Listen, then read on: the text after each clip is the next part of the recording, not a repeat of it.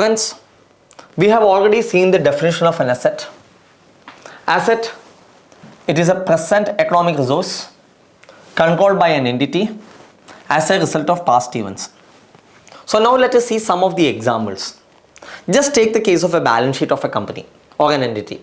Okay, when you take the first item under asset is nothing but your PPE. PPE, property, plant and equipment. When you call PPE as an asset, you have to see whether it will fall under this definition. Suppose an entity is holding a building for its office use. Okay, now tell me, does it satisfy the conditions? Is it a economic resource first? For that, you will have to see the definition of economic resource. We will come to that. This is an economic resource. Now the question is it a present economic resource? Yes, it is a present economic resource because you are already holding it. Now you cannot say a building which you are going to purchase later is a present economic resource. No, not possible. Okay, now is it controlled by an entity? Yes, the building is controlled by the entity. The directors or the company can decide whether they want to occupy it or not to occupy it, whether to transfer it or whether to hold it. So all decisions with respect to this building can be taken by the company. So it is within the control of the entity. Now the third one, as a result of past events. So whether this control came as a result of past events. Yes. How did they get this control?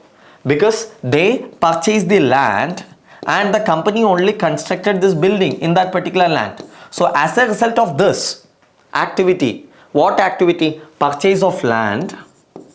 Okay, land purchased, purchase of land, and the building was constructed. Construction of building.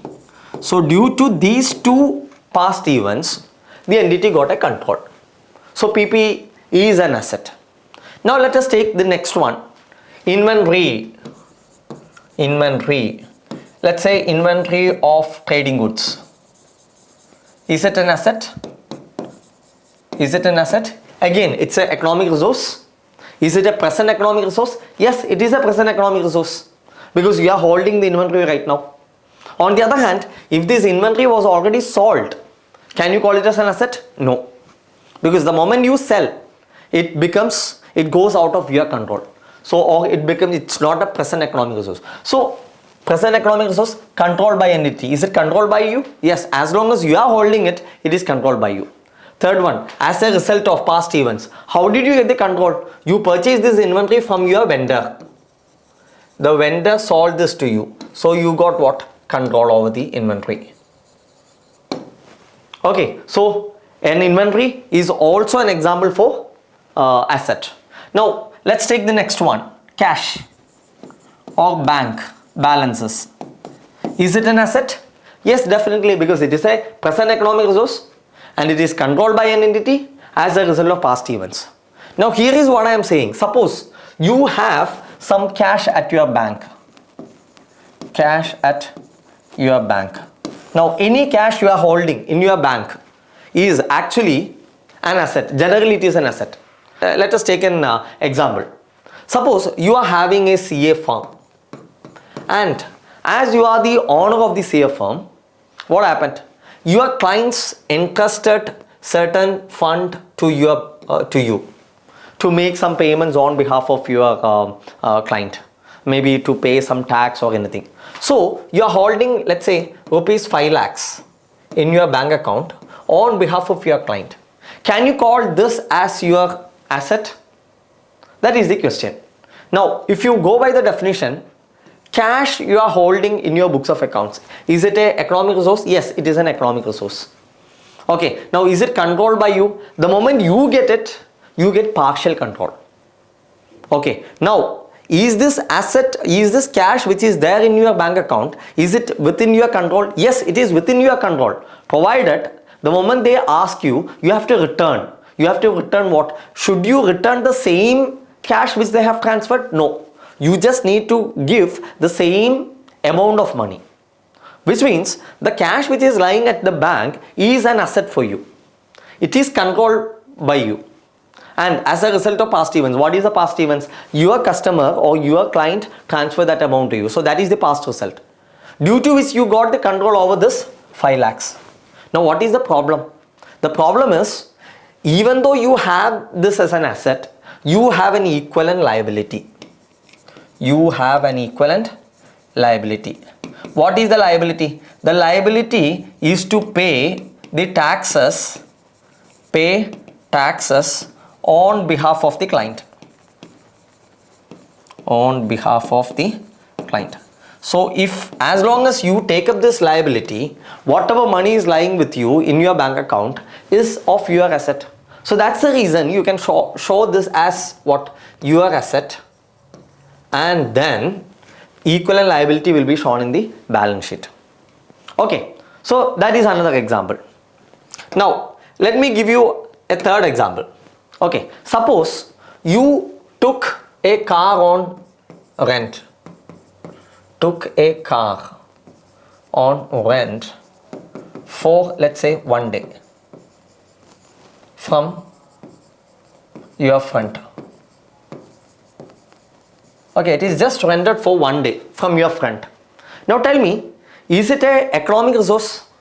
A car is an economic resource. There is no doubt in that, because it's capable of, it's a right which is capable of producing economic benefits, future economic benefits. So it is an economic resource. And is it a present economic resource? Yes, car is a present economic resource. But is it controlled by you? No, it is not controlled by you. Who is controlling this? The other party is the control.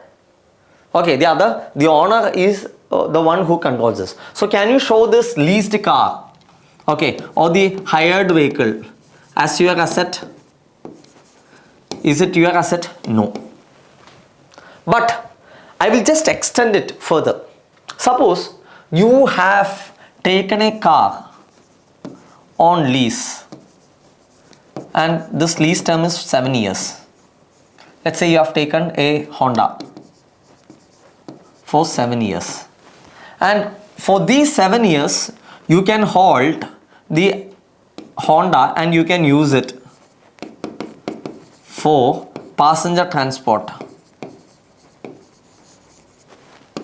subject to payment of lease charge. Passenger transport subject to payment of lease rentals every month. So now tell me, does it give rise to a asset? If you see, this car is not owned by you. The car is owned by whom? The company which has given this on lease. So it is their property. So ideally it is not your asset. But if you see Ind AS, okay, Ind AS has got a separate interpretation which is given in 116 of the leases. And what does 116 talk? 116 talk about lease contracts. Now this is a car which you have taken on lease. When you take a car on lease, you are getting some right. What is that right? Right to use the car for how many years?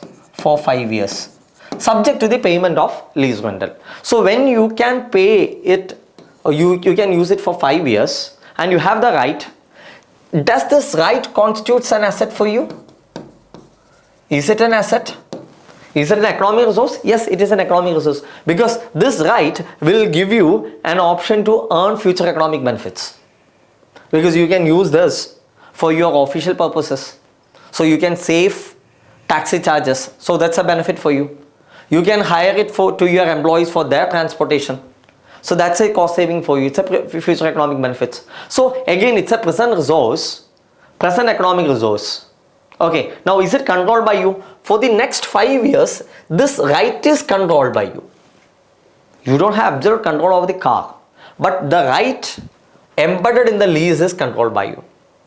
Okay, now is it as a result of past events? Yes, you have a lease agreement with them. As a result of this lease agreement, you are holding it. So the lease right is an asset, even though the asset is not on your account, or is not, you are not the registered owner of this asset. I hope that is clear. These are some examples for asset under the Ind AS or even the normal accounting standard framework. Okay, that's all. Thank you.